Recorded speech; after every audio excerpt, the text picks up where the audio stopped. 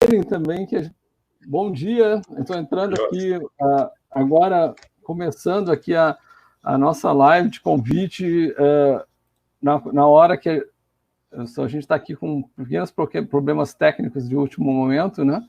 A nossa live aqui do INO sobre estratégia de transformação digital e mudança organizacional na FIEC, né? Na qual a gente vai ter o prazer aqui de contar com o Sampaio Filho e o nosso colega Rafael Campos, né? O Sampaio Filho é o diretor de inovação de tecnologia da FIEC, presidente do Conselho de Inovação e Tecnologia da FIEC, líder do Observatório da Indústria e diretor-presidente da Alfa Metalúrgica e presidente do CIMEC, né? O Rafael é o assessor especial de diretoria de inovação da tecnologia da FIEC, coordenador do Núcleo de Estudos Estratégicos da FUNCAP, professor da UES e doutor recentemente de Administração e Controladoria pela UFC, pelo PPAC da UFC, né, Rafael, né? Foi orientado pela nossa top orientadora, pesquisadora, Mônica Abreu, né? E é muito bom a gente ter aqui esse processo de interação. Falado isso, vocês já estão aqui no nosso vídeo começando. Passo a palavra para vocês aí comentarem como vai ser a apresentação e tal. Essa é uma live de inovação, né? A gente fala que o nosso grupo de pesquisa ele trabalha com inovação sustentável social, mas a raiz do nosso grupo é inovação, né? Então, por isso a gente tem a disciplina de inovação, a disciplina de inovação tem uma discussão muito grande no mestrado sobre isso. A gente tem a disciplina de inovação na graduação, de noite, de dia, na área da administração, que a gente está tentando discutir muito sobre isso. A gente está tentando fazer umas interações, assim, vocês devem conhecer bem o Abraão do SEMP, ele já esteve aqui apresentando muito o SEMP interno da UFC, que está ligado mais com a área tecnológica e mais no PC, mas a gente está tentando fazer uma aproximação e convergência, né, de ações com o SEMP também dentro da UFC, que é uma coisa sempre que o pessoal fala da UFC, é sempre assim, eu defendo muito a UFC no sentido assim, ela é gigante, né, então tem vários partes separadas em diferentes perspectivas sobre inovação, sobre ciência, sobre a ciência aplicada, sobre interação com a sociedade. E a gente está tentando fazer com que isso cresça dentro cada vez mais. Eu acho que já existe um bom nível, a gente expor mais isso e crescer mais essa situação, assim. E essas interações com vocês, a gente fez semana passada também uma live com o Nina, né, o pessoal, o Nina Hub, e a gente tem feito de noite algumas startups têm falado também na nossa live para fazer esse processo de interação. Bem, passo um pouco a palavra para vocês dois. Então, Sampaio Filho, Rafael, com a palavra, esperando você. Pode fazer aqui uma introdução, né? A gente debater um pouquinho os temas que a gente vai tratar aqui. Bom dia a todos. É uma satisfação muito grande participar aqui com vocês, né? Desse finalzinho de manhã. Vai ser muito gratificante esse aprendizado que nós vamos ter. Tanto vocês vão ter conosco, como também nós vamos ter com vocês. Tá? É importante que vocês debatam o que nós vamos apresentar, porque é uma nova visão que a gente vai mostrar aqui para vocês, de gestão, né, de como a gente está administrando aqui todo esse processo de transformação digital dentro do sistema FIEC, né, que aqui nós temos 3 casas, né, IEL, SESI e SENAI, além do SIM, que é o Centro Internacional de Negócios.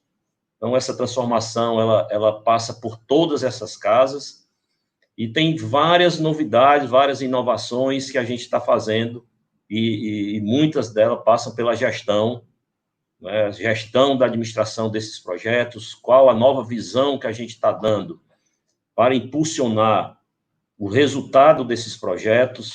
Não é fácil a gente implantar também a cultura da transformação digital, a cultura da inovação, e às vezes a gente até acha que é mais fácil por nós estarmos dentro da casa da indústria, mas vocês vão ver que existe aí uma complexidade, e em cima dessa complexidade, vários pontos de desenvolvimento, e a gente vai apresentar aqui para vocês e mostrar também essa nova visão, para a gente sair de dentro das nossas caixinhas.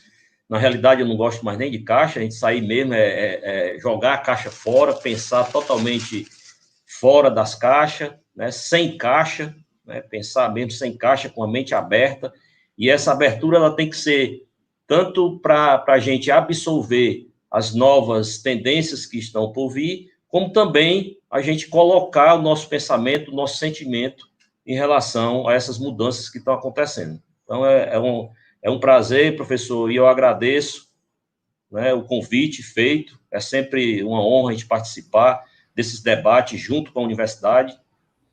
Nós trabalhamos muito aqui nessa parceria universidade e setor produtivo.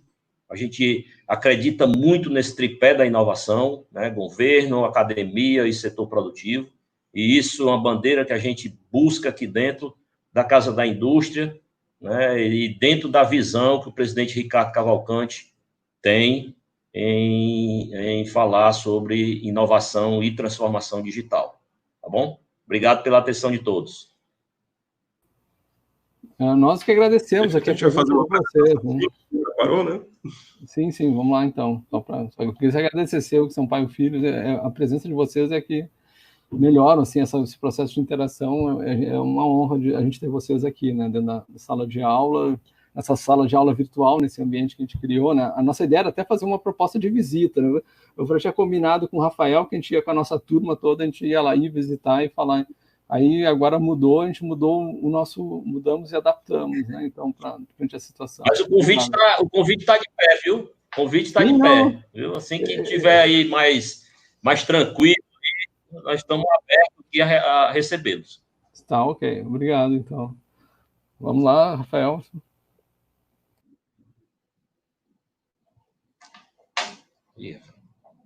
Apresentação de bota doido. Você vai colocar aí, Zé, a apresentação?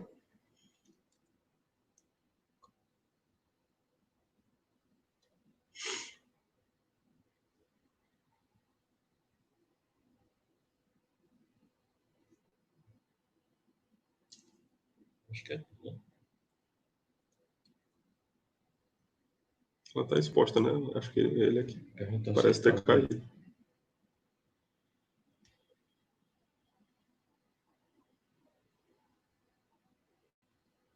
Apresentando, a gente vai dialogando, contribuindo. Tem quantos alunos? Não dá para a gente ver, não? Não. Só ele que tem lá o controle. Você tem um pequeno doutorado, são uns 8, 10, né? Tá voltando aqui. Voltando? Não, eu voltei para... Tinha caído? Eu não consigo... Isso aí é alguma maneira que na hora que você está duplicando a tua exposição, eu só aparece para mim essa tela igual. Essa aqui. Se eu mudar aqui a tela, aparece direitinho? Se você botar aí, ela passa direitinho. Essa tela passa... ok, agora está funcionando. Agora está na apresentação. Certo. Vamos seguindo. Eu estou sempre no estúdio, eu não caí. Quando eu saio para dar uma aparência de vocês aí. Tá certo. Posso iniciar aqui?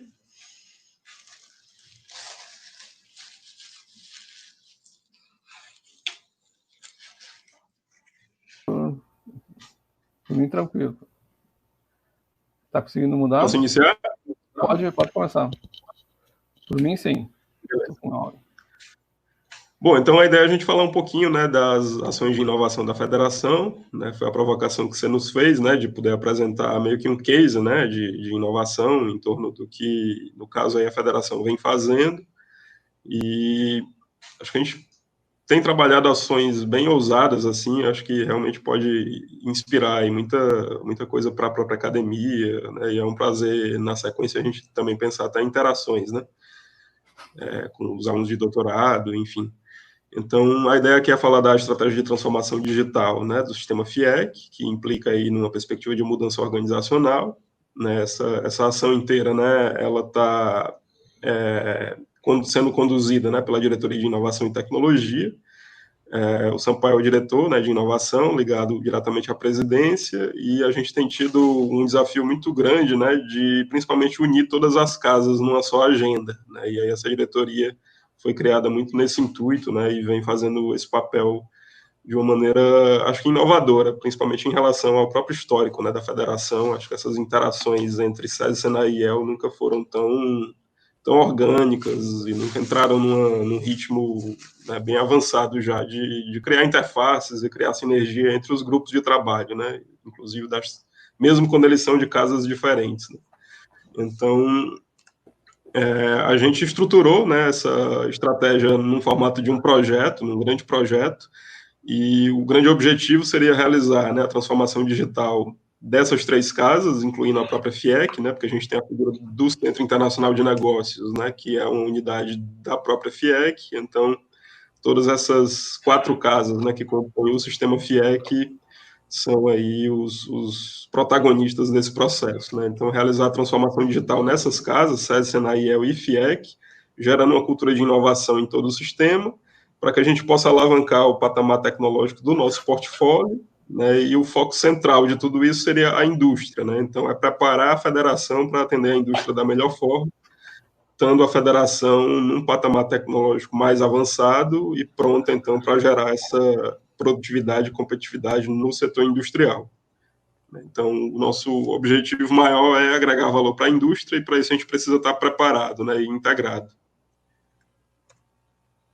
Então, a gente tem algumas premissas, né, dentro desse projeto, em que a gente entende que a estratégia de transformação digital é o núcleo de tudo, só que para que ela aconteça, ela não pode ser um fim em si mesma, né? Então, ela, na verdade, é um meio para que se alcance resultados, e para que ela aconteça, você precisa de uma cultura, né, de transformação digital. Então, a estratégia pressupõe a cultura, e a cultura, né, uma vez sendo amadurecida e trabalhada, ela vai estar direcionada aí para os nossos objetivos finais, que seria alavancar as receitas de vendas e orientar todo o sistema para o mercado, né, dar essa orientação para o mercado e ser mais assertivo em atender às reais necessidades da indústria. Então, essas seriam as grandes premissas de todo o projeto, de toda a estratégia de transformação digital.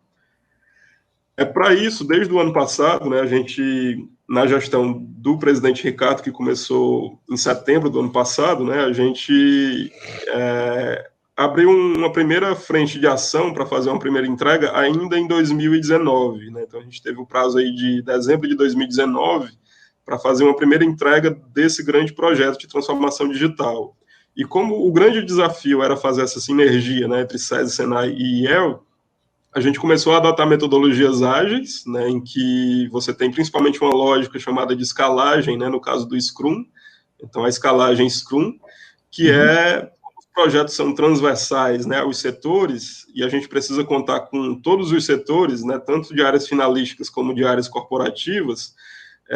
A gente fez essa escalagem, né? Então, o escopo do projeto, ele contava com a participação de pessoas das mais diversas áreas, e essas pessoas trabalhavam em torno de entregas parciais, né, numa ideia de construção iterativa, né, entregas pensadas dentro de sprints, e a gente criou, na verdade, nesse piloto, né, de 2019, acho que 9 sprints, né, para fazer a entrega de toda uma nova lógica ligada também ao algoritmo de qualificação da demanda da indústria e oferta de portfólios integrados, né, entre SESI, SENAI e IEL, a partir desse algoritmo, dessa ferramenta que a gente criou, que tem 2 vertentes, né, que eu vou explicar mais na frente.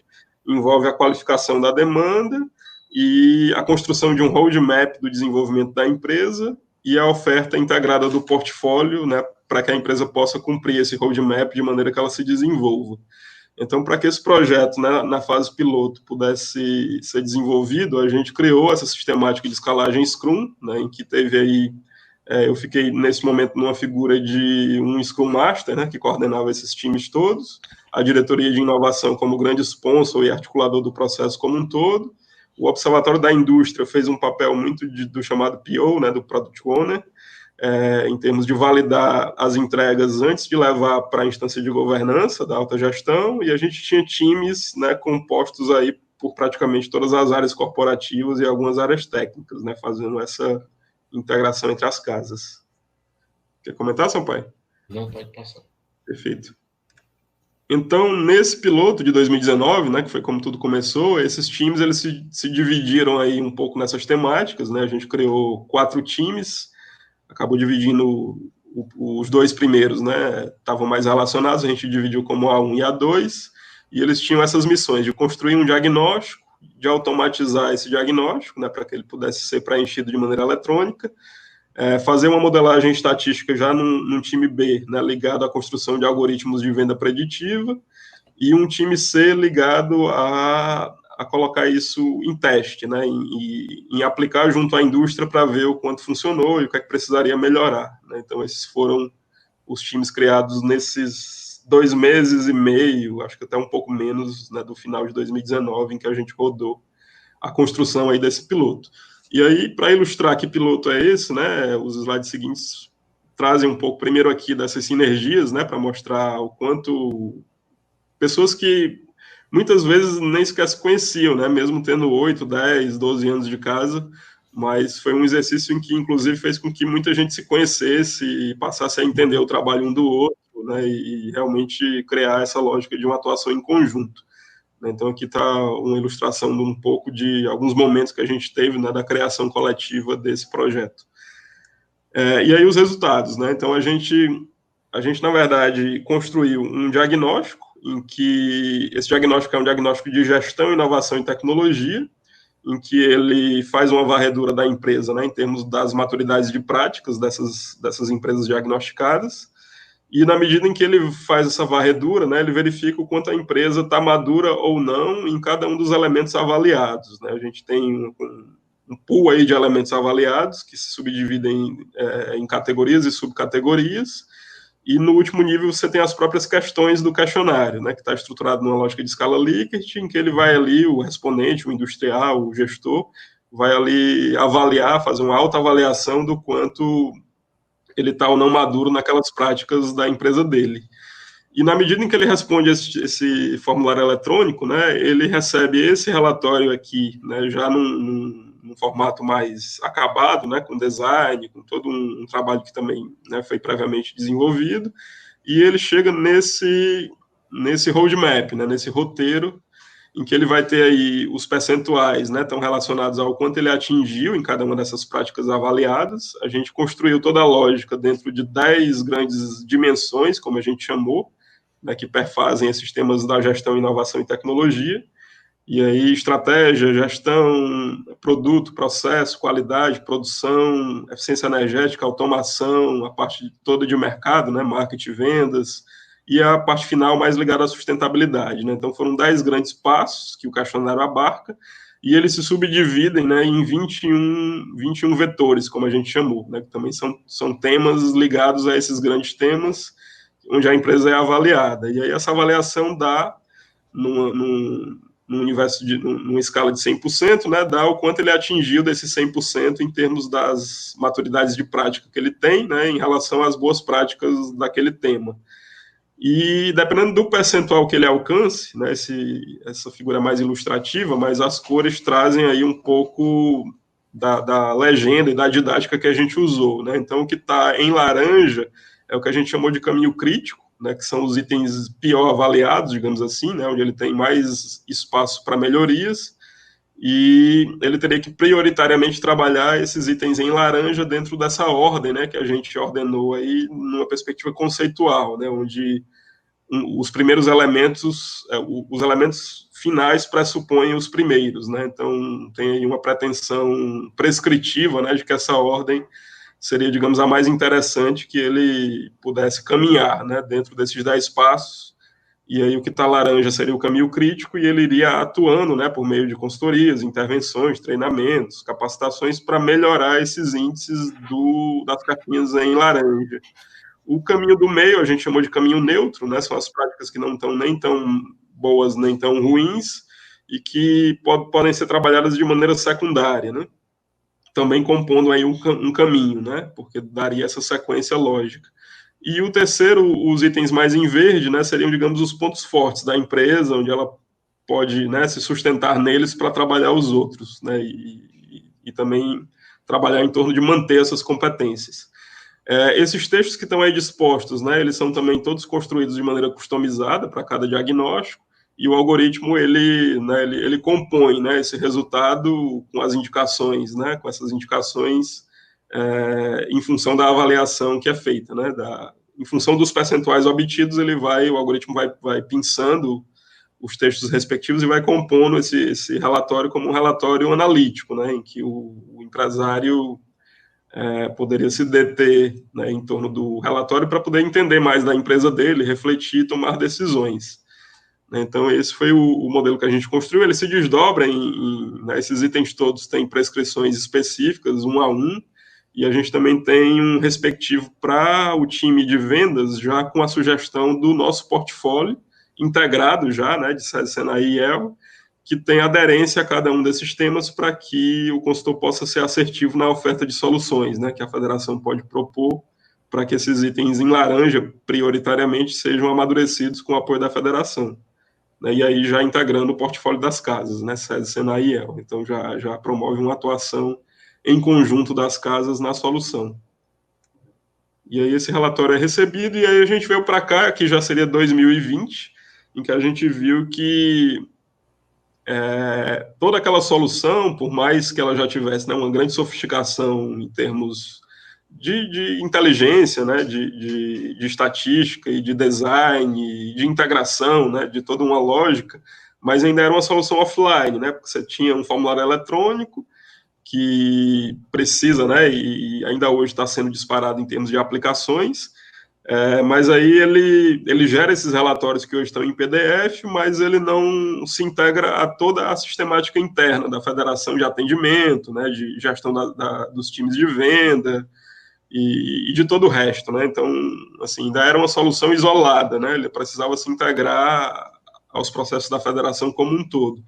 E aí, em 2020, a gente constrói esse grande modelo, né, que é o que está sendo trabalhado agora, e a ideia seria promover essa transformação digital, né, nessa lógica de orientação para o mercado de atendimento da demanda industrial, numa lógica global, né? Então, como é que eu chego a um nível de Amazon, de Magazine Luiza, né, de empresário simplesmente abrir lá o aplicativo e ter lá no smartphone dele todas as soluções da federação e conseguir fazer um contato direto já com ou uma compra online, ou uma solicitação de uma visita técnica, né, e que isso possa ser gerenciado de ponta a ponta, de maneira totalmente automática. Então, isso virou o escopo de 2020, né, a gente tem esse desafio de fazer essas entregas de uma automação total, e para isso a gente dividiu isso em projetos, né. Então, a gente tem uma grande governança, composta aí pela alta direção, né, tanto do SESI, do Senai e do IEL, os gestores corporativos também, e abaixo dessa governança o que a gente chamou de PMOs, né, porque como a envergadura desses projetos é muito grande e envolve, mais uma vez, né, a necessidade da escalagem, né, da atuação conjunta de praticamente toda a federação para que esses projetos se implementem, então a gente criou estruturas de PMO para dar um pouco de uma lógica colegiada, né, dessa gestão desses projetos, e começou a dispor esses projetos em termos de quais, de fato, eram necessários, né, para que essa transformação digital se desse de ponta a ponta.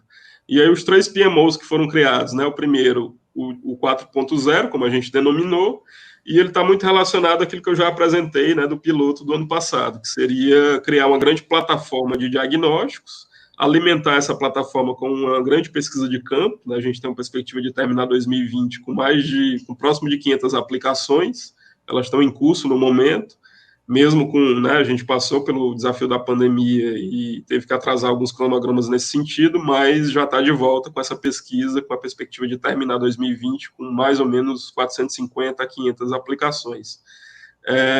E essa mesma plataforma, talvez para um segundo momento, né, como ela trata de um roadmap, né, de todo um caminho que tem uma lógica meio que de gamificação, a gente também vem trabalhando numa ideia de transformar isso numa perspectiva de realidade virtual ou aumentada, né, já existem algumas prospecções nesse sentido, e a gente está amadurecendo como transformar esse grande portal num portal em que o cliente possa navegar, né, e ter o desempenho da sua empresa e o desenvolvimento da sua empresa numa lógica gamificada. Em paralelo a isso, a gente vem trabalhando uma infinidade de bases de dados secundárias, né, de várias fontes, tanto internas quanto externas, que foram adquiridas ou negociadas com parceiros, e isso está gerando uma espécie de um big data, né, acerca do setor industrial, e a gente tem vários estatísticos e cientistas de dados trabalhando em torno dessas grandes bases secundárias para criar algoritmos de inteligência artificial para fazer predição de vendas, né, ou seja, tentar entender por meio de clusterizações ou técnicas dessa natureza, né, o que é que determinados grupos de empresas, ou até mesmo o que é que determinadas empresas podem querer comprar, mesmo nunca se tendo feito nenhuma abordagem junto a ela, né, mas a partir, sim, de deduções dessas bases de dados. Então, a gente pretende embarcar esses algoritmos dentro da plataforma de diagnósticos para que os nossos times de venda consultem, por exemplo, os CNPJs das empresas, e de lá ele já saia com uma prescrição de inteligência artificial sobre uma predição, né, sobre o que aquela empresa tem potencial de adquirir, né, e atrelar isso a um aprendizado de máquina, para que na medida em que essas predições forem errando, né, elas aprendam a acertar em modelos mais sofisticados. Então, essa seria, digamos, o nosso PMO mais high-tech, né, digamos assim, e o pilar 2, né, está relacionado aí à área de negócios, e ele tem dois grandes blocos, né, de atuação, dois grandes projetos. O primeiro deles, né, o maior, na verdade, é o Salesforce. A gente adquiriu, né, o CRM Salesforce, um dos maiores do mundo, e ele está em fase de implantação também, contando aí com toda essa lógica da escalagem do Scrum. E, em paralelo, a gente tem uma agenda que está se iniciando agora de digitalização de produtos, né? A pandemia acelerou esse processo, né? Os nossos produtos ainda têm, em parte, um tom analógico, e a gente está, né, tanto em educação, na parte de EAD, como produtos também de consultoria, de intervenção, iniciando uma ideia de uma modelagem de produtos que possam ser ofertados digitalmente, né? E aí, dentro de uma lógica de e-commerce, que a gente também está implantando, em que o cliente ali compraria, né? Ele faz o diagnóstico dele, vê o que é que ele precisa, compra na loja online e já consome o produto online, né? Talvez não dê para fazer tudo online em termos de consumo do produto, porque o portfólio ainda é diverso, né? E a gente ainda está nesse desafio de digitalizar os produtos, mas pouco a pouco a ideia é, né, ir ganhando cada vez mais esse portfólio em termos de torná-lo digital, né, e aí chegar em alguns casos ao nível do ponta a ponta, né, em que o cliente diagnostica, vê o que precisa, analisa o roadmap dele, vai na loja virtual, compra o produto já online, com gateway de pagamento, e já vai consumir o produto ali mesmo, né? Em alguns outros casos não, ele faz um orçamento ou pede uma visita e aí compra o produto online, mas consome offline, a depender da natureza do produto. E aí a gente está bem avançado no CRM, já está no processo de implantação de e-commerce, e a digitalização de produtos seria uma agenda mais de médio prazo. E o último pilar, né, esse que a gente chama de PMO Back Office, é porque a gente viu que, como a nossa meta é dobrar vendas, né, chegar a números de vendas que sejam bem mais expressivos do que os atuais, a gente precisa ter uma retaguarda que dê conta disso, né? Não adianta vender bem mais e não ter como entregar o que está sendo vendido. Então, a gente startou também, né, toda uma frente de trabalho chamada de PMO Back Office, em que o principal projeto é otimizar e automatizar os processos existentes. Então, todos eles estão em revisão e estão em processo de remodelagem para depois entrar numa fase de automação, né? Inclusive com o uso de alguns softwares, de uma maneira secundária, né, de médio prazo. Talvez a gente trabalhe isso mais para o final do ano ou começo do próximo, a ideia de um MRP, né, que aí mexe com os processos da área de supply chain, e ainda está em fase de maturação essa ideia do MRP, e tem até um software que é chamado de SRM, que é uma espécie de ERP da área de supply chain, é como se fosse um mega MRP, digamos assim, né, que tem um específico para federações e que a gente vem amadurecendo a possibilidade de adquirir.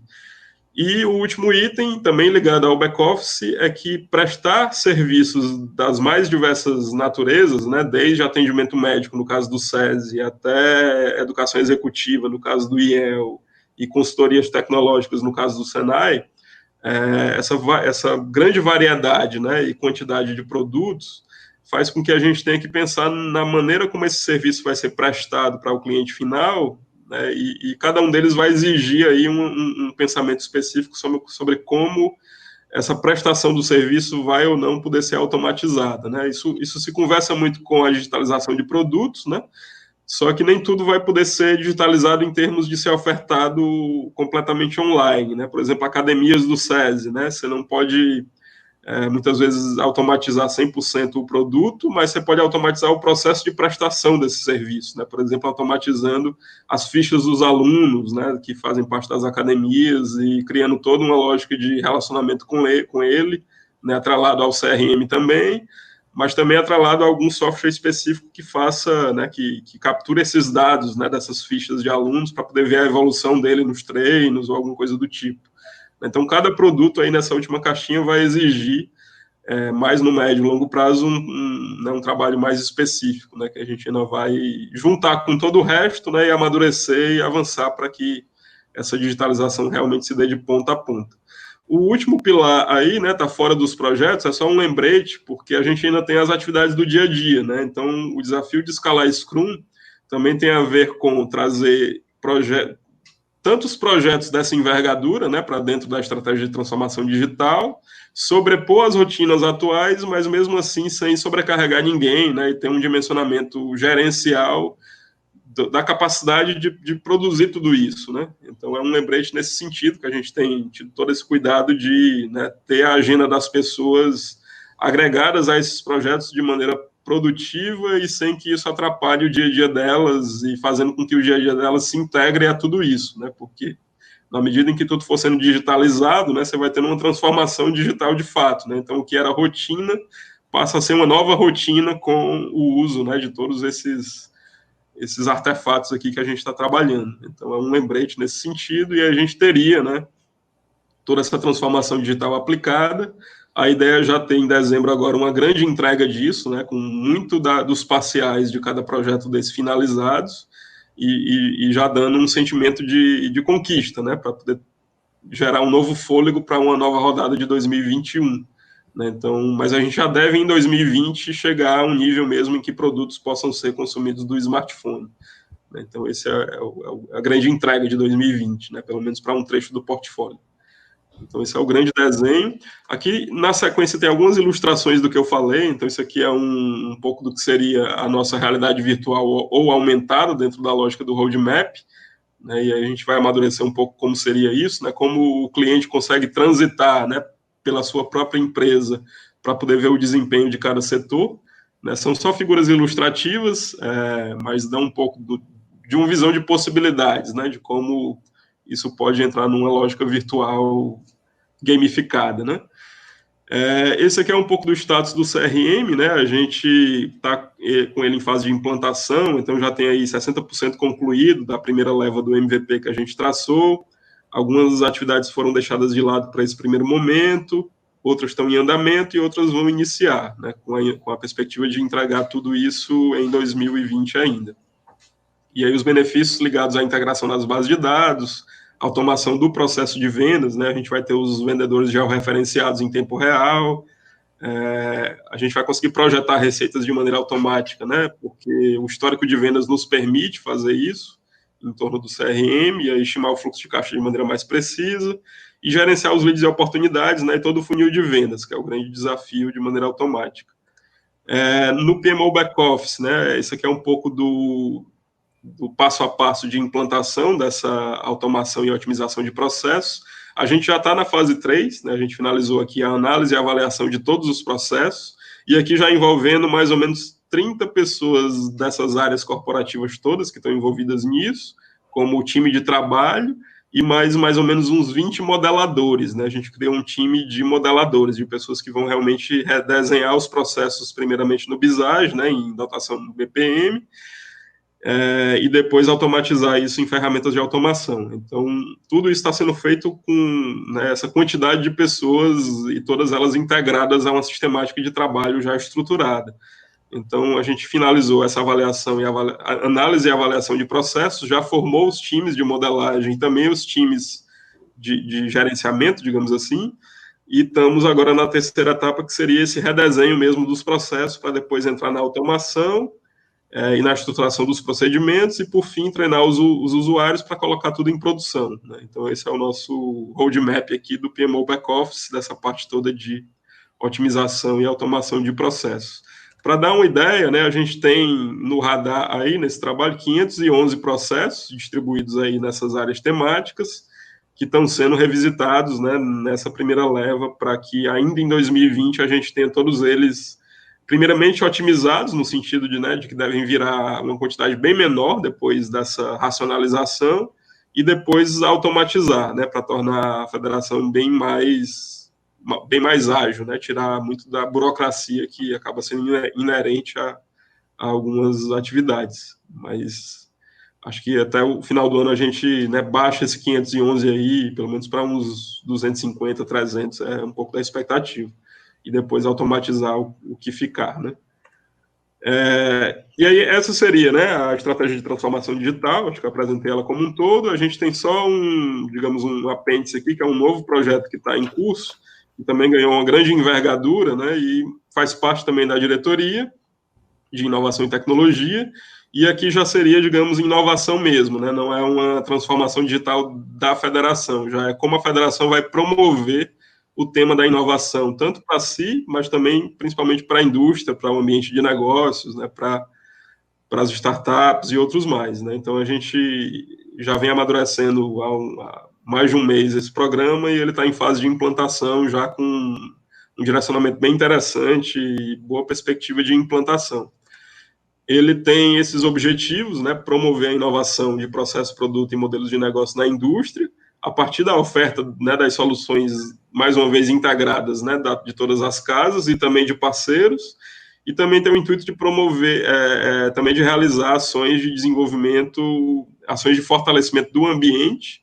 Isso está muito ligado ao COINTEC, né, que é o Conselho de Inovação e Tecnologia, que o Sampaio também preside, é um conselho da federação, né, que reúne boa parte das instituições, acho que a totalidade das instituições que levantam a bandeira da inovação no estado do Ceará.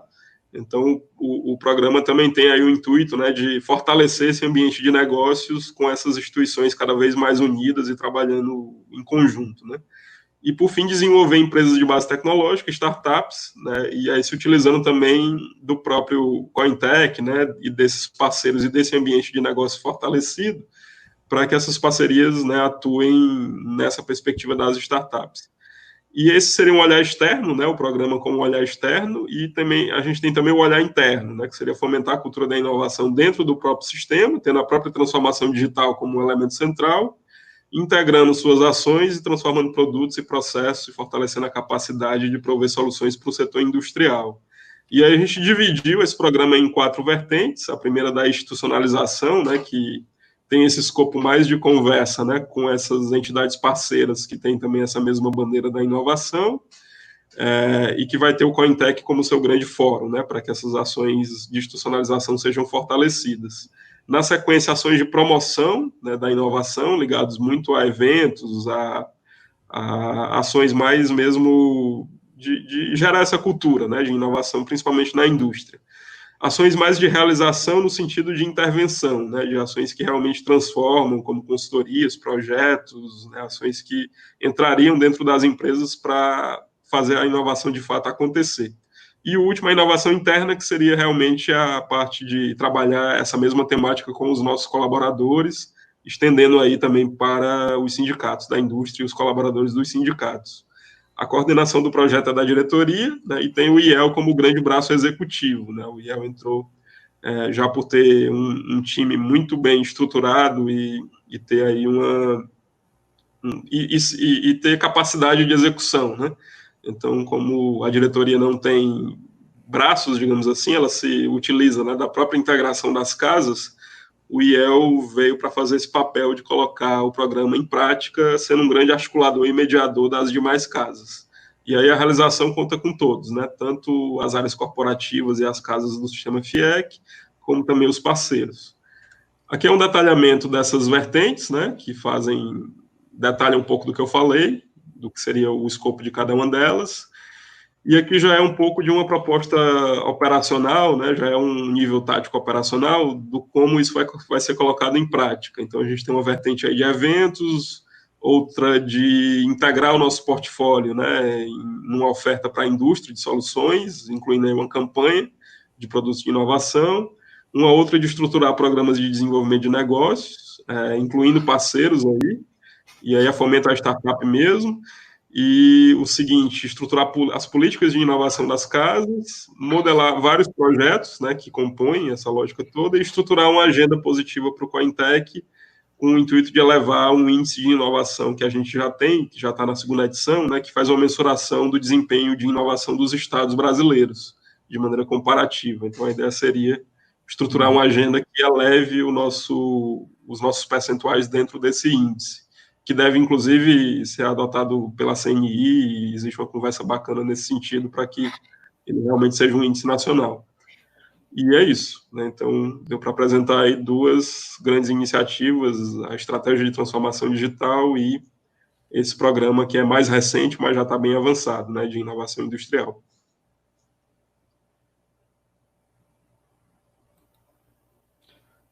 Obrigado, Rafael. Obrigado, Sampaio. Eu acho que eu posso ser provocativo, eu tenho umas questões relacionadas com a parte provocativa. Assim. Na realidade, uma grande coisa que me deixou aqui surpreso é que a gente não sabe o tamanho do sistema. E aí, por isso que eu fiquei na dúvida. Quando você está falando de transformação digital, eu fiquei várias vezes perguntando quem são os clientes dessa transformação digital. E aí, quem são... Para mim, não ficou muito claro assim quem são os atores. Depois, no final, eu fico entendendo que é toda uma estruturação interna de todo o sistema, né? Então, que existe todos os serviços prestados por eles e não estariam nessa primeira parte que você falou da transformação digital, o foco é o sistema, né? Isso que eu estou entendendo. Ou como é que você... Para deixar um pouco mais claro isso, assim, transformando... Para quem é leigo, quando você falou, tem as academias do SESI, eu falei, mas academia... Eu falei, não sei, não conheço academia, sabe? Todo esse serviço, o que a FIEC faz, seria bom dar uma dimensionada nisso, assim, para a gente entender o que você... Perfeito. O sistema tem muitos produtos, né? Inclusive, essa coisa de que muita gente não conhece é bem recorrente, assim, porque como o público é muito, tanto o industrial como o trabalhador da indústria, né, a sociedade como um todo tem visões mais caricatas, né, do que o sistema faz, por alguma experiência de vida que acabou transitando pelo sistema por algum acaso e acaba tomando a parte pelo todo, né? Mas são cerca de 2.000 produtos, né, distribuídos aí pelo SESI, Senai, IEL e SIM, e a variedade é enorme, né? Então você tem atendimento médico, né? Clínicas médicas do SESI, você tem atividades de qualidade de vida que estão relacionadas à consultoria, inclusive, né? Ou seja, preparar o industrial para que ele tenha programas de qualidade de vida para os trabalhadores. Você tem a frente de promoção da saúde, né? Que inclui aí academias, esportes, programação de campeonatos de futebol junto aos funcionários. Então, toda essa parte de saúde e segurança do trabalho também, né, a parte de atendimento às normas regulamentadoras, né, da área trabalhista, inclusive do governo federal, a parte de PCMSO, ASO, né, tudo isso é prestado pelo SESI, né, primeiramente para a indústria e muitas vezes para o próprio trabalhador, a depender do produto, né, o cliente acaba sendo ora a indústria, ora o trabalhador e ora os dois, né, que muitas vezes a indústria compra o trabalhador. O Senai já tem, e aí tem também a parte educacional ainda do SESI, né? Então, o SESI atua com a educação básica, né? Existem escolas, né, em que os alunos do SESI, normalmente filhos de trabalhadores, cursam o ensino básico, né, inteiro, desde o início até o final. E aí é educação mesmo, né? E aí tem vertentes de EJA, né, de educação de jovens e adultos, tem vertentes de EAD e tem vertentes tradicionais para crianças no formato presencial, que estão hoje acontecendo todas online, né? Essa adaptação foi possível ser feita no caso do SESI. No Senai, né, você tem educação também, principalmente a educação profissionalizante, para formar mesmo pessoas para a indústria, né, para trabalhar para a indústria, nos mais variados setores, né, industriais, e você tem a área tecnológica, né, que são consultorias tecnológicas para que a indústria possa se desenvolver tecnologicamente, né? Então, são consultores especializados em diferentes áreas, mecânica, elétrica, as engenharias em geral, né, mas com aplicações industriais. E aí tem equipamentos do Senai que prestam esse serviço, com técnicos especializados. E toda a transformação digital vai estar focando em todo esse bloco que teria hoje. Não existia, ou estava descentralizado. Como é que antes faziam? Por exemplo, aconteceria de antes uma academia do Senai contratar uma empresa para fazer alguma coisa ou não? Era tudo... Como é que é? E depois eu fiquei curioso também quanto à capacidade interna de vocês de desenvolverem tudo isso. Então, é interessante vocês terem uma estrutura e uma capacidade para fazer isso. Uma capacidade que é a aula de ontem, Rafael. Lázaro, eu vou fazer essa contribuição aí, nessa tua pergunta. É interessante demais a sua pergunta, tá? E a gente é muito questionado com isso. Vou dar iniciar aqui com esse exemplo. A diretoria de inovação, ela foi criada agora na gestão do presidente Ricardo, tá certo? Nós não tínhamos diretoria de inovação e tecnologia aqui dentro da Federação das Indústrias.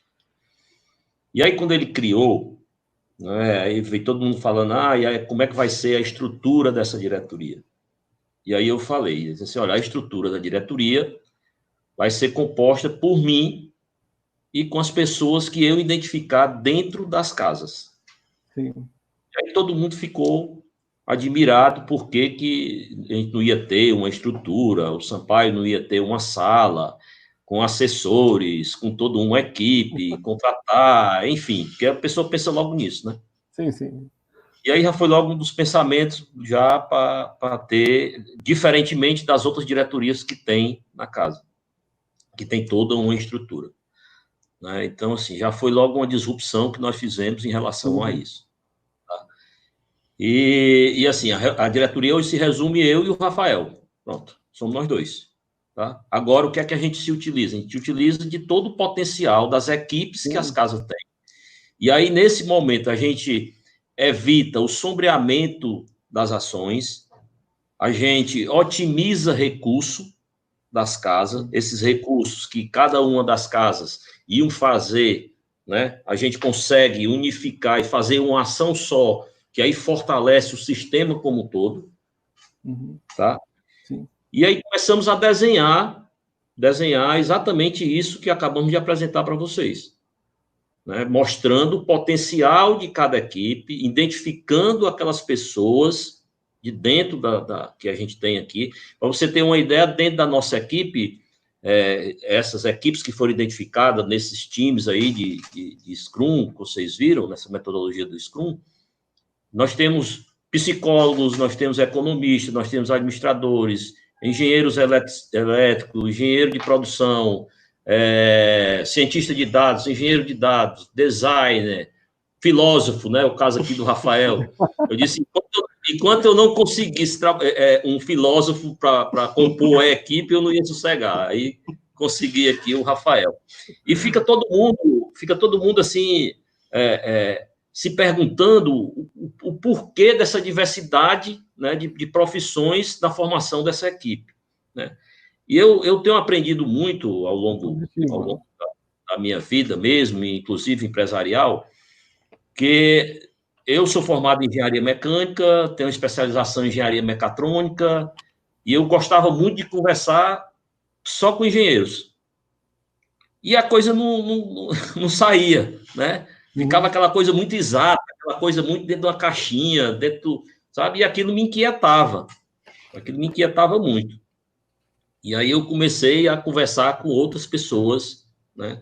Comecei a dialogar com o meu pessoal do recurso humano, comecei a dialogar com a psicóloga do recurso humano, comecei a ir trabalhando e eu criei dentro da minha empresa um grupo exatamente de várias pessoas que a gente chamava de comitê, um comitê que eu chamava para me tomar minhas decisões dentro da minha empresa.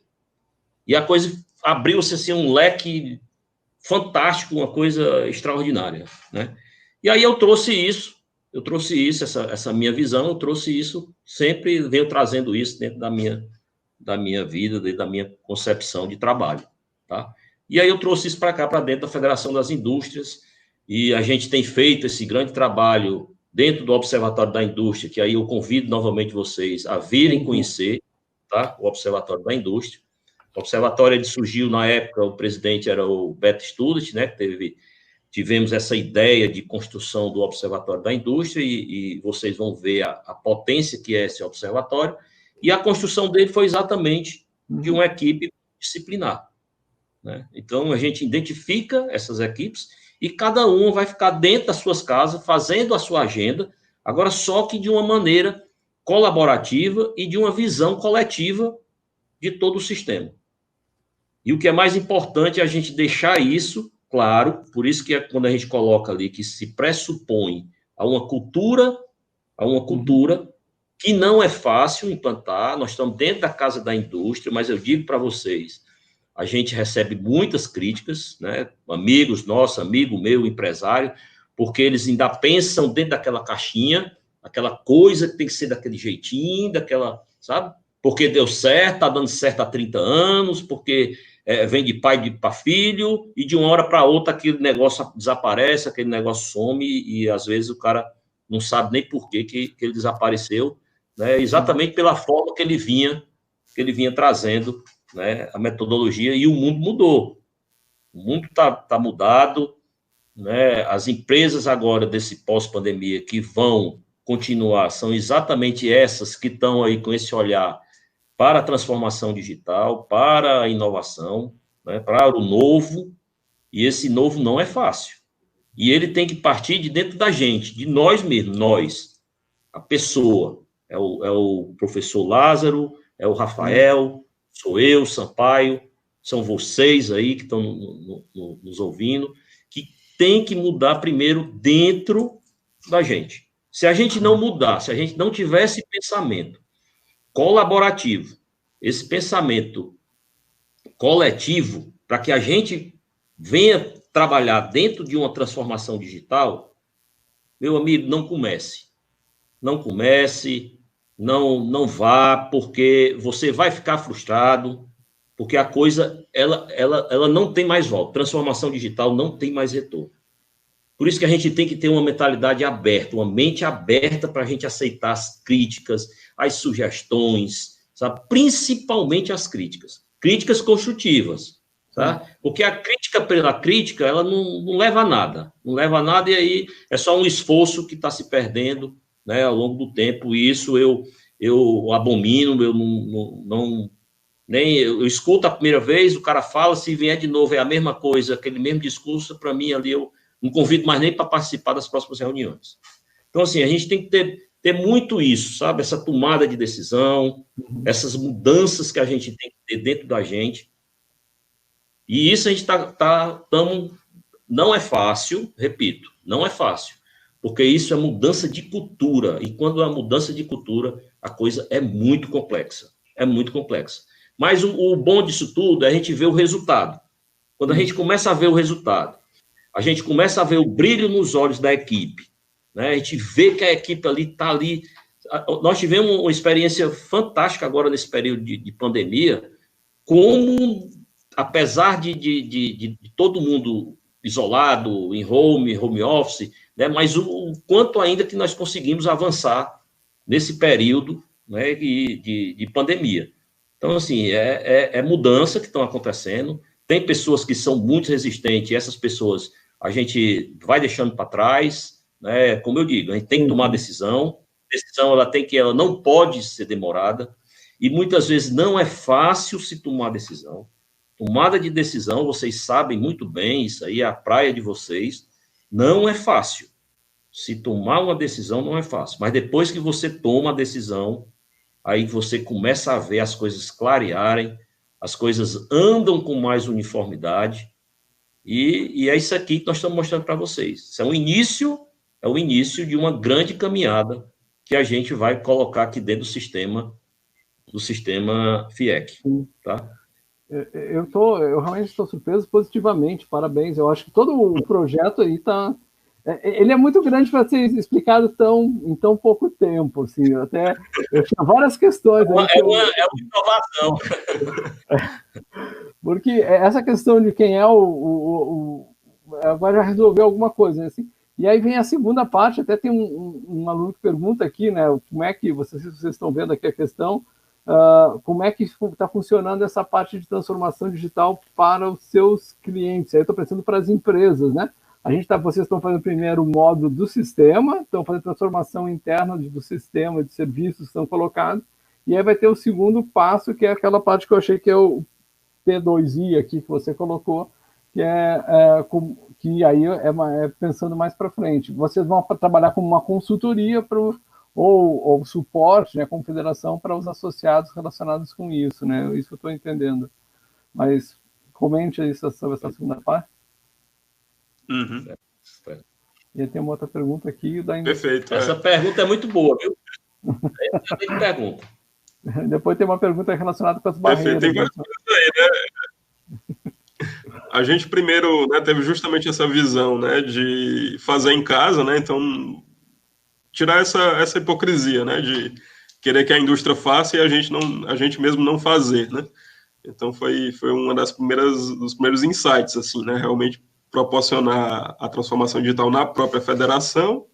Mas, enquanto isso, os próprios produtos, né, das casas, muitos deles estão já direcionados para essa ideia, né, de gerar a transformação digital da própria indústria, principalmente o Senai.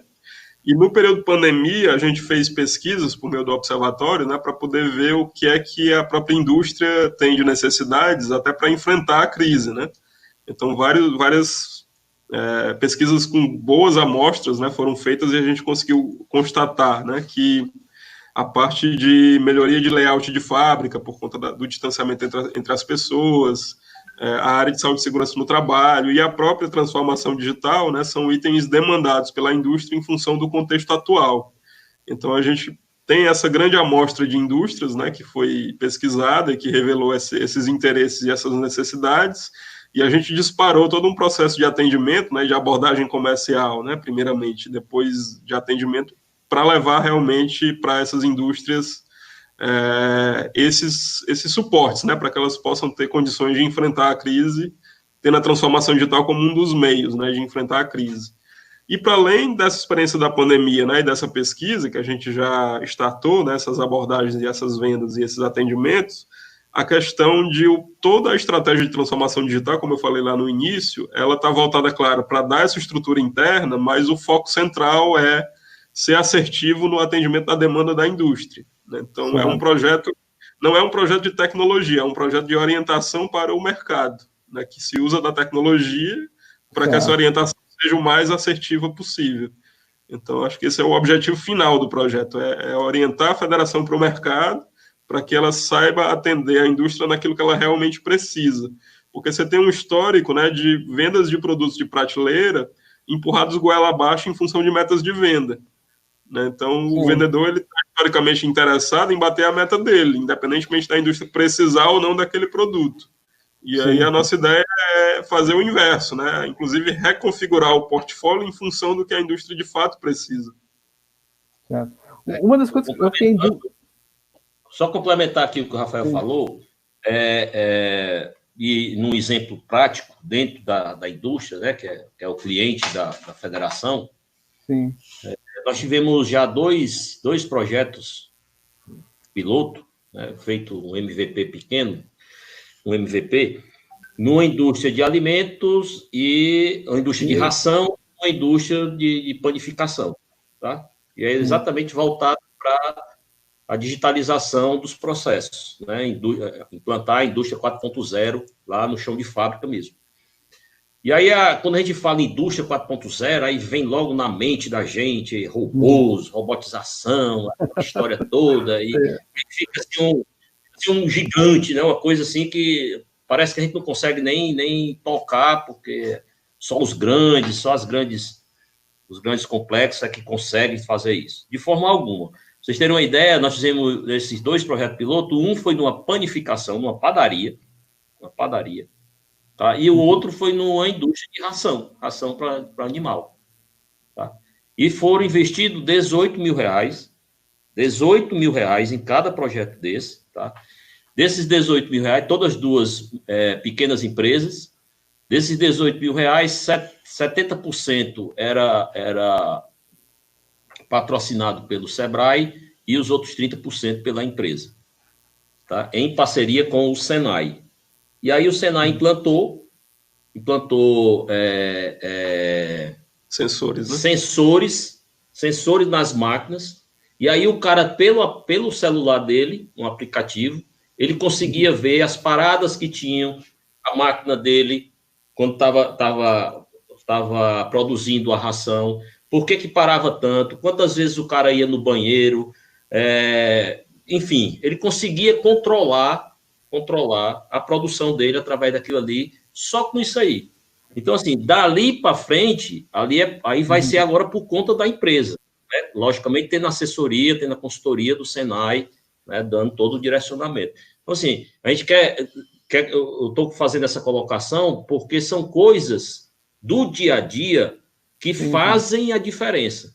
Então, o cara consegue aumentar a sua produtividade por simples ações que ele faz no seu chão de fábrica, que muitas vezes ele pensa que é uma coisa lá da estratosfera, né? Então, isso está acontecendo, tudo que a gente está falando aqui para vocês está acontecendo.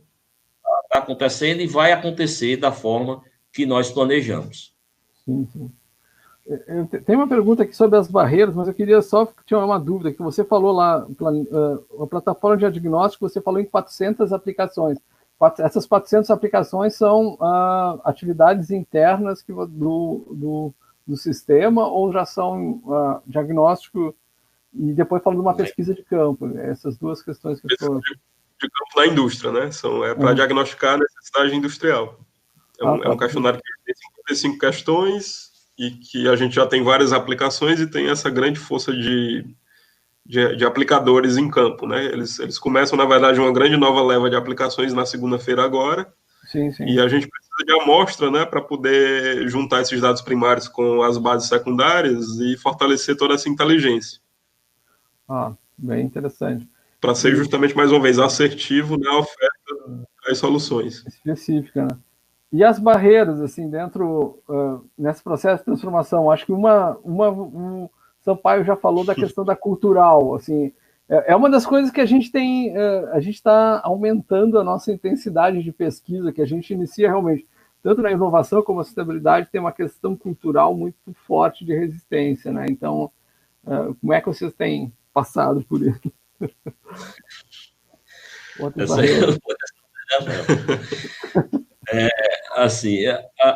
É interessante demais essa pergunta, sabe? Sabe por que eu falo isso? Porque eu recebo crítica, por incrível que pareça, e eu não estou falando aqui, nem estou pedindo sigilo, nem nada não, porque isso eu falei numa reunião de diretoria aqui da federação.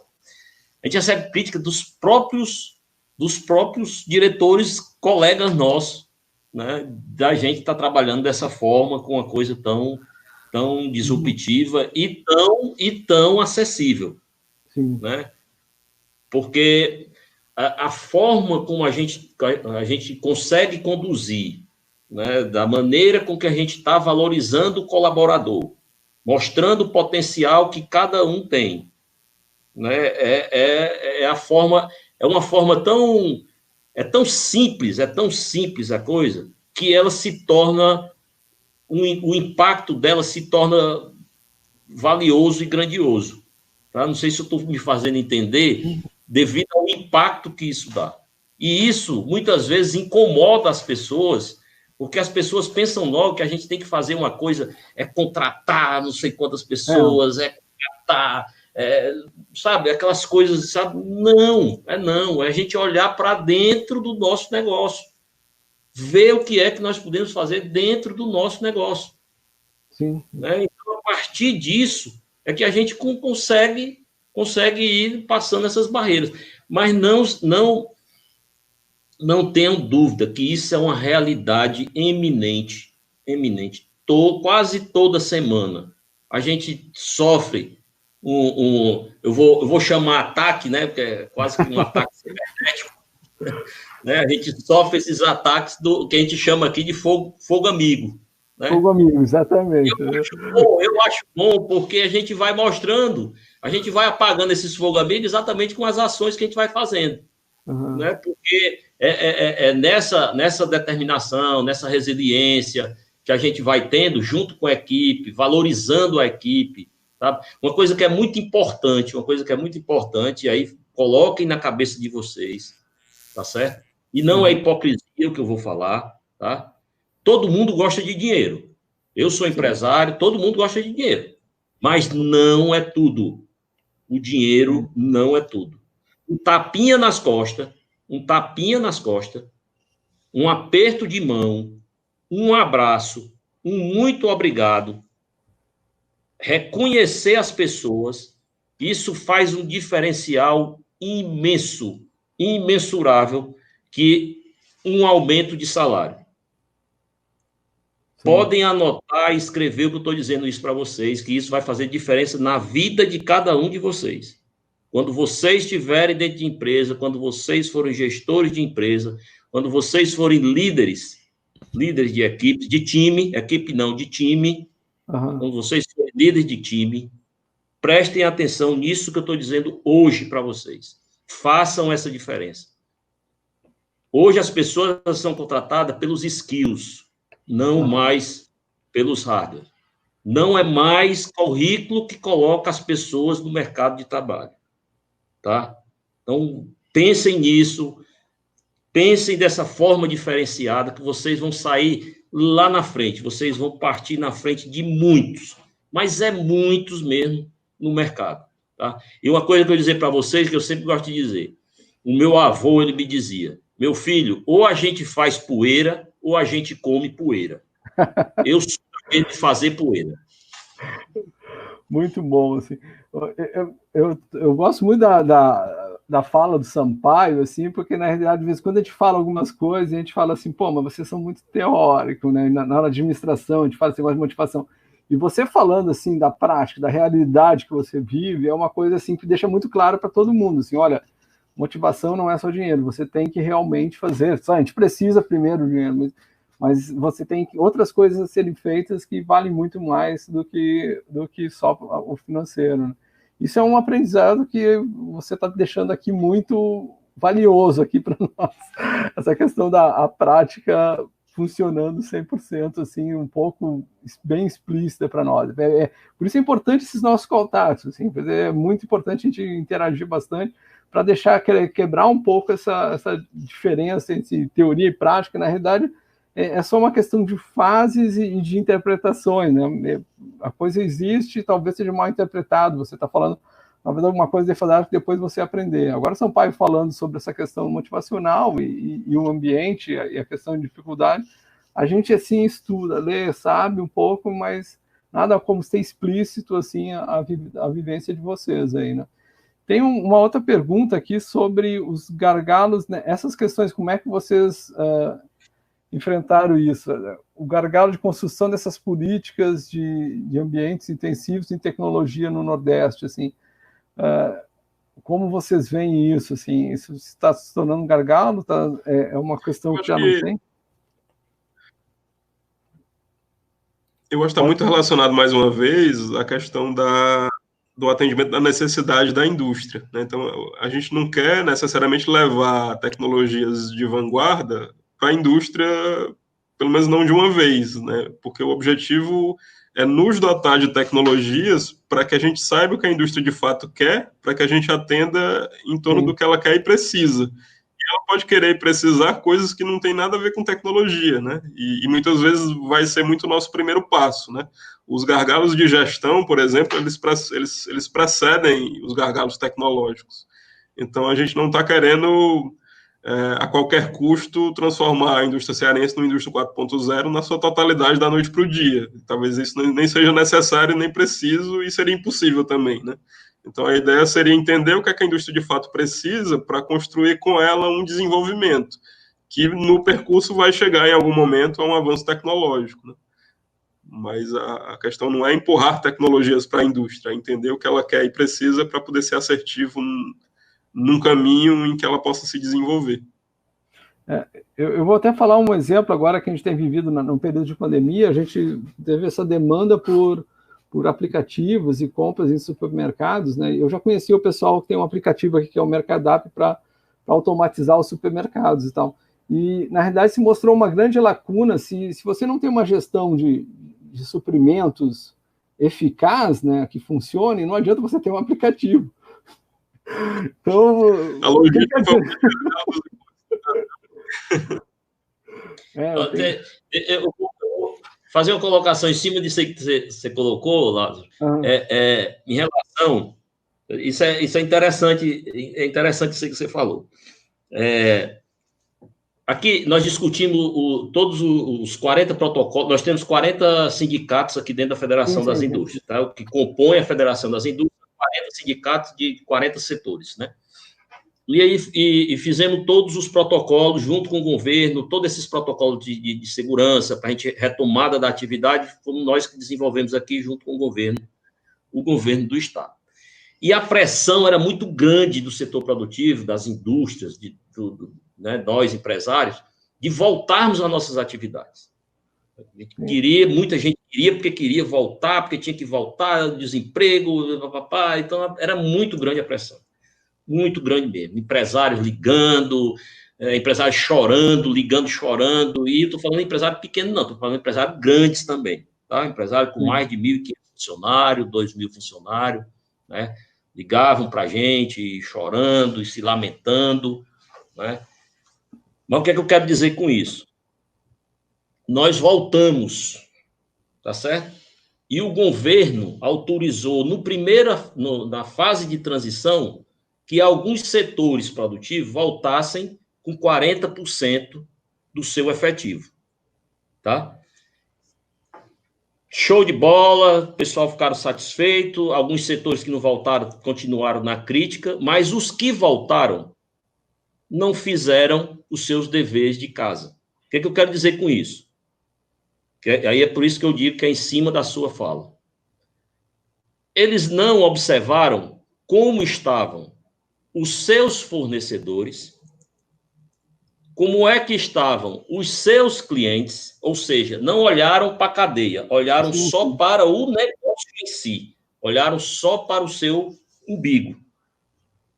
E aí, quando começaram a colocar a empresa em atividade, começaram a ter problema de falta de matéria-prima, consequentemente, na ponta, falta de pedidos para que a coisa se tornasse.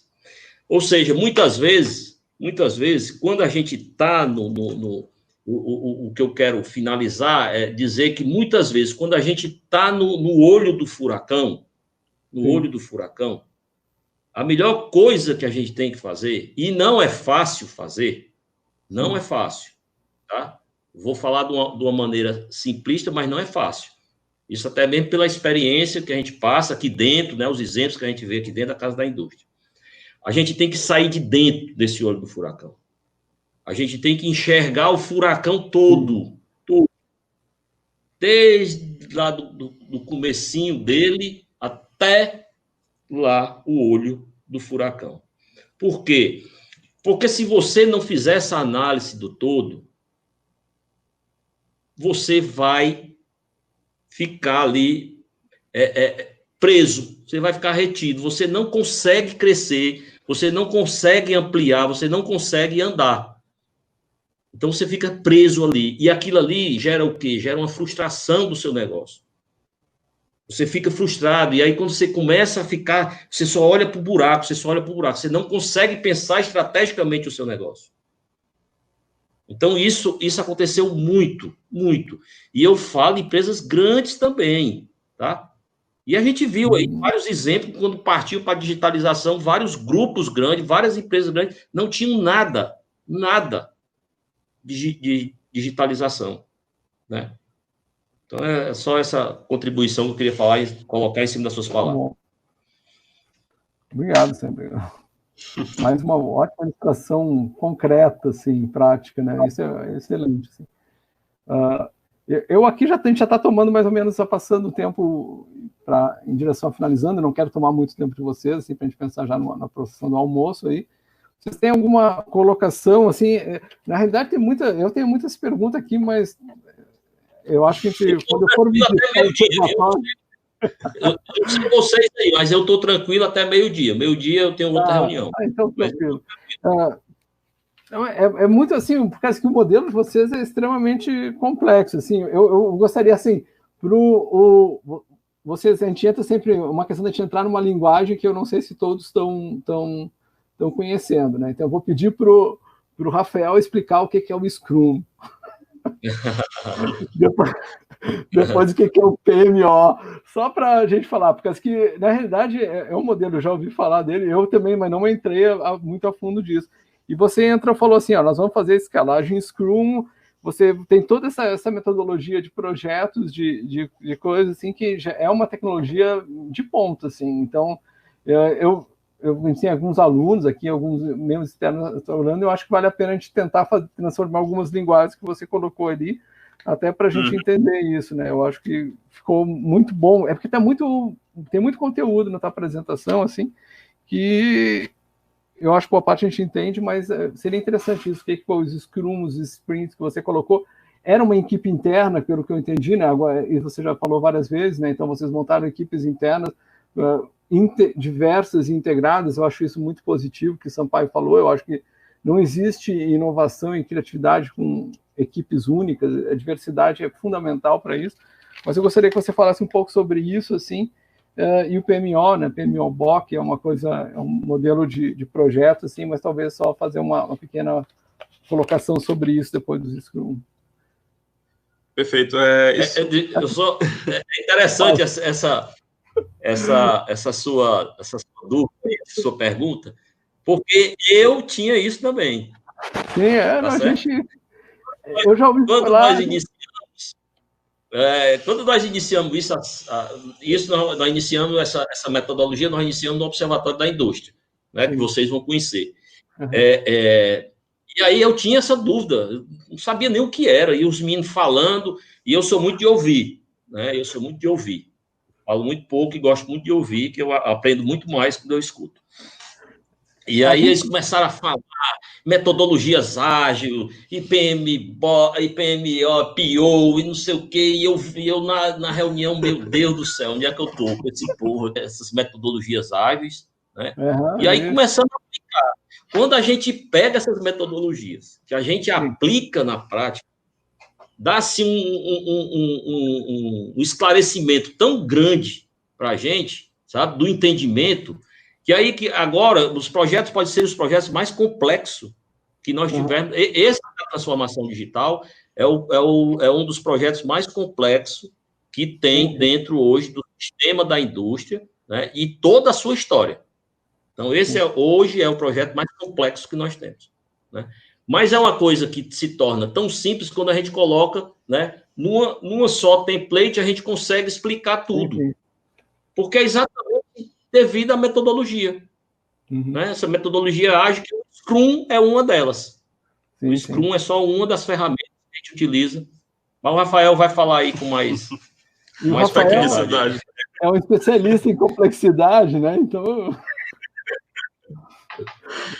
na verdade, tem um legado, né? A gente tem vários treinamentos dessa metodologia várias vezes, de uns anos para cá, né? Com vindas de especialistas de fora e tudo, e o Observatório, principalmente, foi quem mais absorveu isso, né? Então, e aí se estruturou todo em torno do uso desse método, né? Então, você tem hoje uma estrutura belíssima, né? Com principalmente a sala de situação, né? Que congrega todas as bases de dados num servidor e tem uma super tela não sei nem dimensionar quantas polegadas tem aquilo, mas é uma parede enorme de sei lá, 6 metros por 2,5, né, de telão, assim, e lá são apresentadas as análises, né, que é feita acerca da indústria em geral e tudo mais.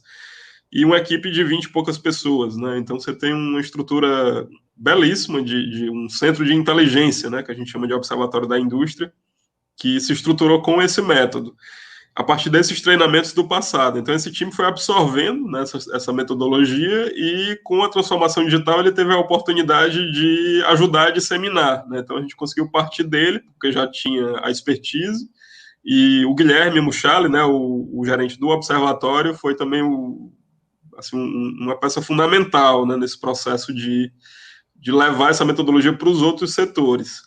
E aí, conceitualmente falando, né, mas em termos práticos também, o grande ganho dela foi, digamos, essa diluição das hierarquias, né, você tem uma instituição, né, historicamente bastante corporativa, né, com todo um tom muito sério, né, muito cerimonial, digamos assim, e de repente você começa a implementar, né, formas de trabalho em que a hierarquia meio que praticamente se dilui, né, porque o que vale são as responsabilidades de entregas, e aí não importa se é o gerente ou o analista, ele está ali de igual para igual responsável pela entrega. Então, acho que a diluição das hierarquias foi um primeiro grande ponto, né, que o observatório, que tinha essa expertise já do passado, conseguiu ajudar bastante a disseminar, e o outro é a questão da entrega iterada, né? Então, a gente não tem o produto final pronto, não dá para fazer como no PMBOK, né, numa metodologia tradicional, de criar um cronograma em cascata, né, 100%, porque fases subsequentes vão depender de como as entregas parciais vão acontecendo. Né? Como tudo é inovação, a gente não tem a clareza total do produto final. Então, as sprints são geradas para dar entregas parciais, né, para que essas entregas parciais gerem aprendizagens e a gente dela possa planejar as sprints subsequentes. Então, essa coisa de construir o que não se sabe ao certo o que vai ser, né, justamente inovação. Então, as entregas iteradas dão isso, e a gente tem as cerimônias, porque para que essas sprints rodem, né, você tem o planejamento da sprint, você tem a revisão da sprint, você tem as dailies, como a gente chama, que são as reuniões diárias, né, para atualizar o que está em andamento, e, por fim, as entregas, né? Então, e aí essas cerimônias vão dando essa cultura, porque você vai, né, condicionando as pessoas a adotar uma rotina dentro de uma lógica ágil, e isso vai se internalizando, né? Então, essas cerimônias do Scrum têm ajudado muito a implementação dos projetos. E toda essa gestão, essas reuniões diárias que o Rafael fala, são reuniões de 10 minutos, 15 minutos, em pé. A gente em frente a um quadro de gestão à vista ali, do que é que está acontecendo, e ali mesmo se discute, 3, 4 pessoas vão ali à frente do quadro e já bota o seu post-itzinho, se andou, se não andou, como é que está, entendeu? Então, assim, é uma coisa muito prática, é muito ágil mesmo, tá? E como o Rafael falou, quando eu participo dos times, né, eu estou lá como Sampaio, eu não estou lá como diretor, não quero que ninguém se iniba porque é o diretor que está naquela reunião, de forma alguma. É o contrário, entendeu? Então, a gente tem que estar presente ali, porque o que é que acontece muito, e isso a gente trabalha bem aqui dentro da federação, e eu sou muito resiliente nisso, é que a coisa ela não venha da alta direção de goela abaixo, tá? Sim. A autodireção, existe uma diferença, a autodireção ela tem que estar envolvida em todos os processos, tá certo? Mas o envolvimento dela não é a presença do presidente estar ali, não. Ela tem que estar envolvida nos acontecimentos, o que é que vai acontecer, qual é o resultado que vai dar, o que é que precisa ser investido, né? E o investimento ele não vem só em recurso, não vem só em dinheiro, tá certo? Existem várias outros investimentos que a gente faz aqui, né? Então, assim, essa compra da ideia do projeto, se a autodireção ela não tiver essa concepção, também não adianta você ir para frente, não. Porque é igual ao seu negócio. Se eu não acredito no meu produto, como é que o cliente vai acreditar? Né? Sim. Se eu produzo, estou lá vendendo o meu produto, mas eu não acredito. Eu não compro o meu produto, eu não faço a propaganda do meu produto. Como é que pode ir para frente isso, né? Então, assim, essa compra da ideia da alta direção, ela é primordial para todo esse desenvolvimento. Até porque a pessoa que está lá na base, né, a pessoa da ponta, ela vai acreditar também porque o presidente está acreditando. Porque o presidente já disse e diz no discurso dele, né, ele formata já o discurso dele dentro dessa linguagem da transformação digital. Então, a coisa ela vai fluindo, sabe? E isso vai se tornando dia a dia, isso vai pegando e a coisa vai fluindo normalmente. Aí daqui a pouco está todo mundo... Vocês terem uma ideia, a gente faz reuniões aqui com o pessoal do condomínio. São os porteiros, são os zeladores, são os motoristas, para que eles saibam o que está acontecendo. Porque isso também vai modificar no dia a dia dele, né? Na vida deles. Né? Então... Tem a questão também da liderança, né, que o seu pai colocou. A visão do presidente é extremamente alinhada a tudo isso. Acho que até mais do que a nossa, em algumas vezes. Assim, ele surpreende muito com um tom visionário assim, em torno disso. É bem interessante.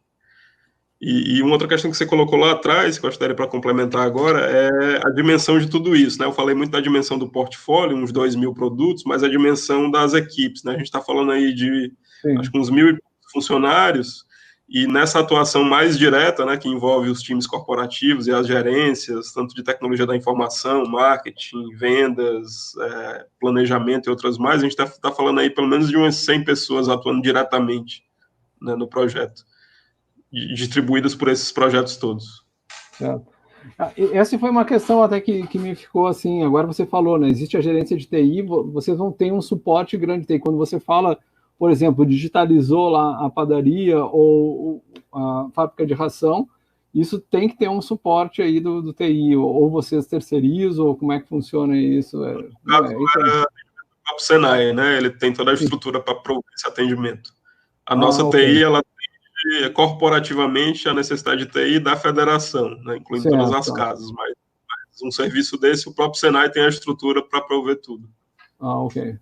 Então, até isso que a gente tem que fazer. Vocês estão pegando todo esse bloco, vocês, FIEC, e todo o bloco geral, né? Esse é do sistema que aí fica maior ainda, então, não serviço.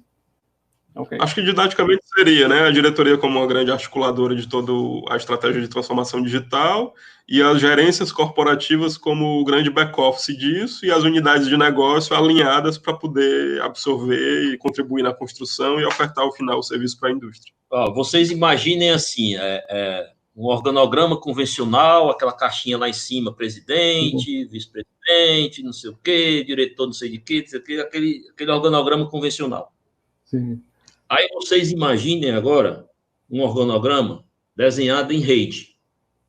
Que quando tu olha, tu não enxerga nem o presidente, onde é que o presidente está. Tá? Então, assim, isso é que vai fazer a diferença de vocês e os outros. Porque enquanto tem milhares, eu acho que 98% das pessoas que ainda pensam nesses organogramas de caixinha, tem aquele 2% que está pensando o organograma em rede e que são as empresas que estão fazendo a diferença. Ótimo. Se a gente for buscar como é que hoje se trabalha o organograma nas empresas, essas empresas que são destaque, que são de pontas, é difícil até se desenhar. É difícil até se desenhar. Né? Você não imagina mais quem é o dono da Apple? Né? A gente tem um CEO lá que aí tem um fundo que tem várias pessoas, tu não consegue nem desenhar essa hierarquia.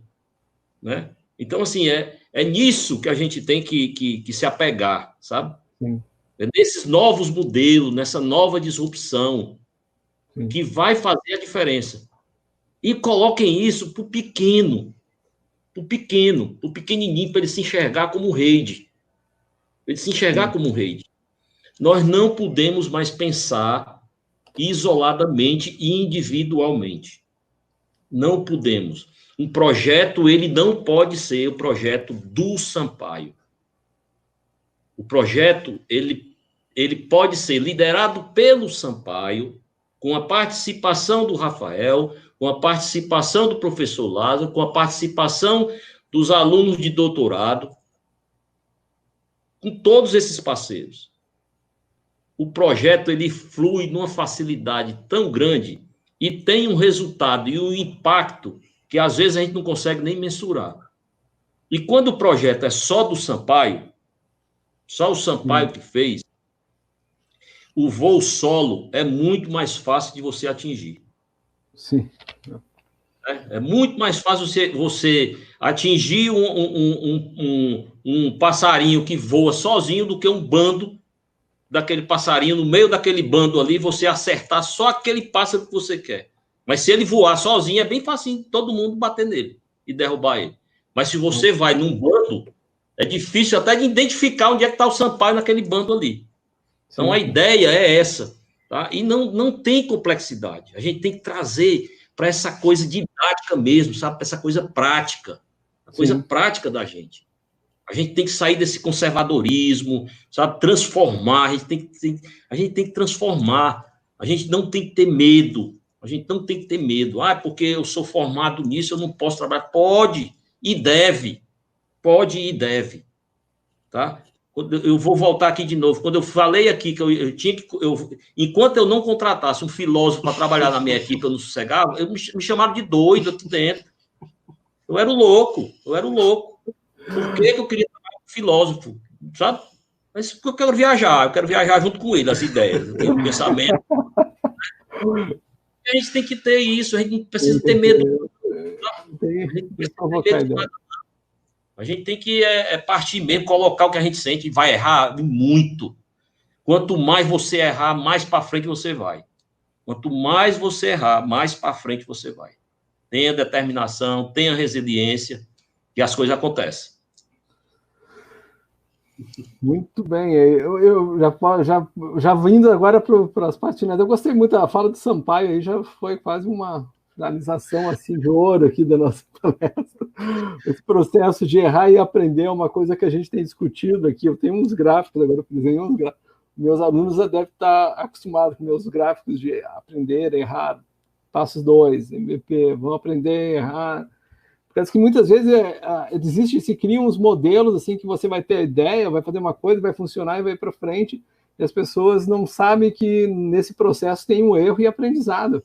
Eu acho que agora o Sampaio falou muito disso. Todo processo de inovação, ele envolve tentativa, erro e aprendizado. Você não pode errar sem aprender, e você tem que aprender que o erro faz parte do jogo, né? Então, e aí você vai evoluindo com isso, e errar e aprender com erros de outros, e sempre tem um aprendizado constante. Essa cultura é muito importante, né? Professor, eu gosto sempre de dizer o seguinte: o bom, ele é inimigo do ótimo. A gente tem que começar. Comece pequeno, faça um MVPzinho, comece pequenininho, vai expandindo, vai ampliando. Porque quando a gente pensa em fazer o ótimo, tem que sair perfeito, tem que sair assim, não sai do canto. Você burocratiza tanto, perde tanto esforço, perde um tempo imenso e a coisa não vai porque você quer a perfeição. E você só vai conseguir a perfeição nos seus erros. Não tem outra saída. Eu não estou aqui falando, é o que a gente lê, é o que a gente vê de exemplos positivos. Outra coisa também, o cara quebrar é como se o cara fosse um criminoso. O cara é visto como um criminoso. O cara quebrou, né? Aquele cara ali não presta não, porque ele já quebrou. Meu amigo, vá ver essas empresas que fazem sucesso hoje, mundo afora, veja quantas vezes essas pessoas quebraram. Fecharam o negócio, abriram outro, fecharam, abriram outro, fecharam, abriram outro. E hoje estão aí dando exemplos. Né? Então, assim, não é vergonha nenhuma, não, meu povo. Não é nenhuma vergonha, não. Não é vergonha, é roubar, essas outras coisas, tudinho. Mas quebrar, errar e acertar, e errar e acertar, e vai para frente. Olha para frente. A gente tem que olhar, eu gosto muito de dizer, olhar o futuro pelo retrovisor, e olhar para frente pelo para-brisa.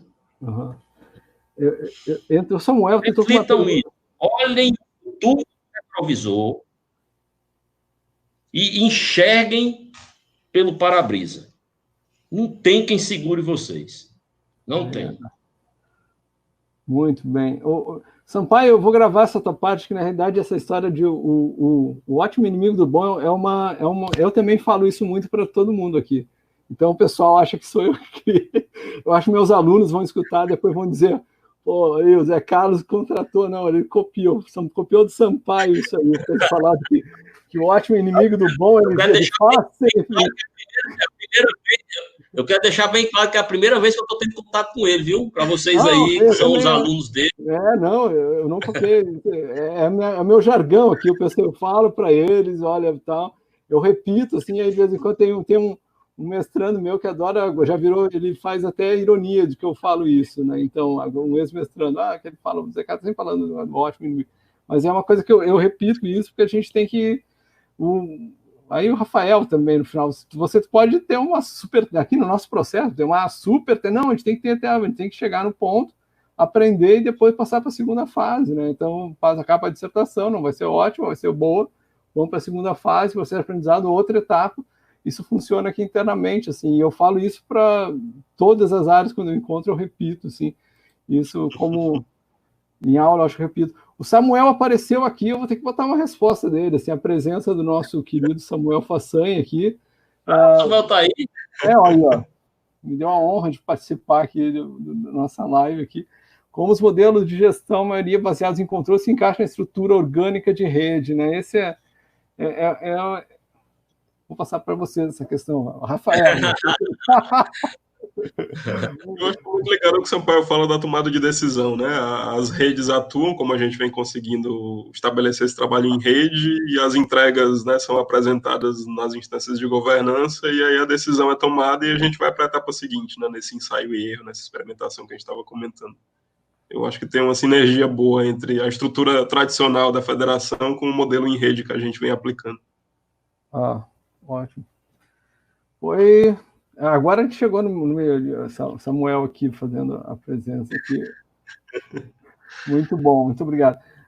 Chegamos ao meio-dia aqui, a gente tem compromissos de almoço aqui. Eu só tenho a agradecer a vocês e eu vou aceitar o convite. Assim que iniciar a ficar um pouco mais normal, a gente vai com uma turma no observatório da indústria, a gente vai pensar em alguns processos de interação aí com o Rafael. Tem muita coisa que ele fala aí, pessoal, a gente pode trabalhar, aprofundar nessa coisa, o que a gente pode ajudar, o que a gente pode, vocês podem nos ajudar, né? Tem muita coisa que vocês podem nos ajudar.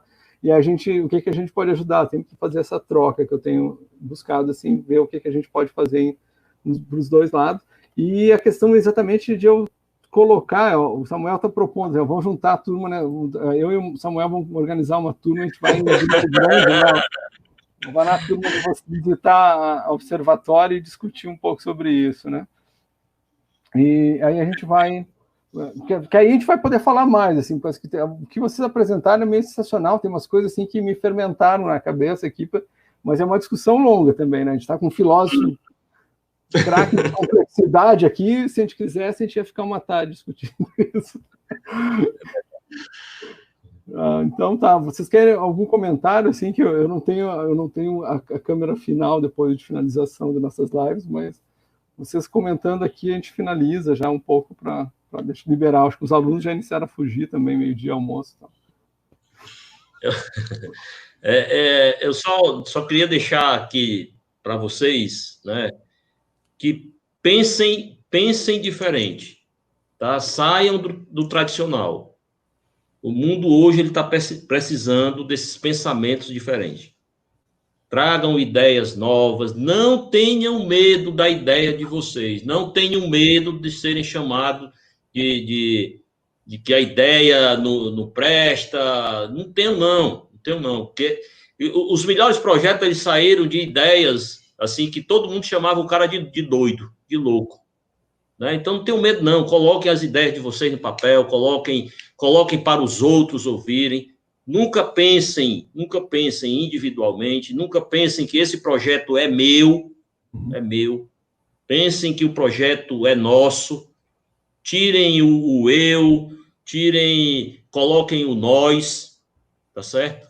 Tirem o eu e coloquem o nós. Em tudo que vocês fizeram. Nós fizemos isso, nós erramos juntos, nós vencemos, né? Nós perdemos, então coloquem o nós, tá?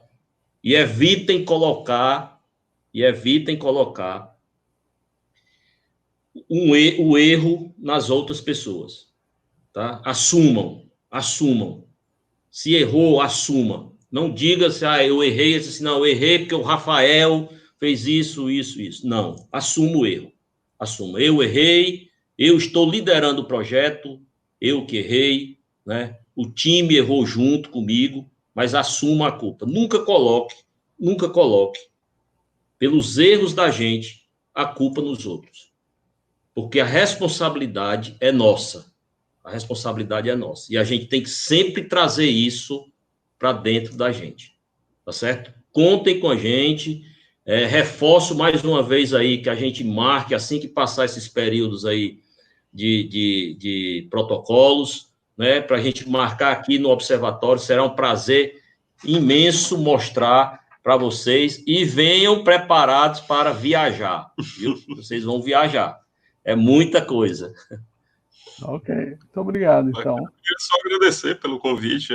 Acho que a minha bandeira de aproximar teoria e prática, nem me lembro mais de quanto vem, que é de tanto tempo, e fazer esse encontro é muito bacana, assim, né? E falar da federação nesse projeto que é encantador para mim e participar de toda essa construção com todos é muito legal. Tá ok, então. Muito obrigado, então, para vocês. Aqui eu vou já fechando o estúdio aqui, dando tchau para vocês. Aqui eu vou tirar o vídeo de vocês. Tchau, Rafael. Tchau, bom final de semana aí para todos. Tá, bom fim de semana para vocês. Agradeço a todos que ficaram, a participação aqui dos colegas e membros e alunos. Então, tá. Até mais, então. Eu vou aqui fechar o broadcast.